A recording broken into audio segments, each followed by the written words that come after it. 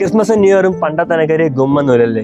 പണ്ടായിരുന്നെങ്കിൽ ഞാൻ വീട്ടിൽ നിന്ന് വെളിയിറങ്ങി വരുന്ന സമയത്ത് അവിടെയായിട്ട് ഒരു സ്റ്റാർ തൂക്കിയിട്ടിരുന്നേനെ, ഇവിടെയായിട്ട് ഒരു പുൽക്കൂട് ഉണ്ടായിരുന്നേനെ. എന്നിട്ട് ഞാൻ അടുത്ത ന്യൂ ഇയറിന് അങ്ങ് കത്തിച്ചേനെ. ഒരു 5-6 ദിവസം കരോളിന് പോയതിന് അത്യാവശ്യം ഫണ്ട് കൈ നിന്നേനെ. കോളേജ് പഠിച്ച സമയത്താണെങ്കിലും കോളേജിലെ ക്രിസ്മസ് സെലിബ്രേഷൻ, അത് കഴിഞ്ഞ് 10 ദിവസം അവധി. ആൻഡ് ലുക്കിംഗ് ബാക്ക്, അന്ന് നമ്മുടെ കൂടെ ഉണ്ടായിരുന്ന പലവരും ഇന്ന് നമ്മളുടെ കൂടെ ഇല്ല എന്ന് മനസ്സിലാക്കും. നമുക്ക് ഈ ഒരു കാര്യത്തിലൊക്കെ ഇൻട്രസ്റ്റ് പോകുന്ന സമയത്തോടെ നമ്മളെ വീട്ടുകാർക്ക് പിന്നെ അതിൽ വലിയ ഇൻട്രസ്റ്റ് ഒന്നും ഇല്ലാതാവും.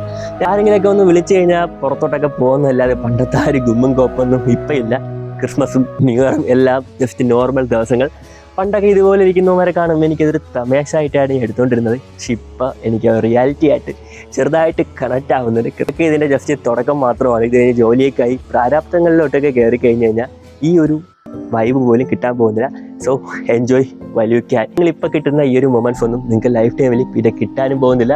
അതും നിങ്ങൾ വിചാരിച്ചു കഴിഞ്ഞാൽ റീക്രിയേറ്റ് ചെയ്യാനും പറ്റില്ല.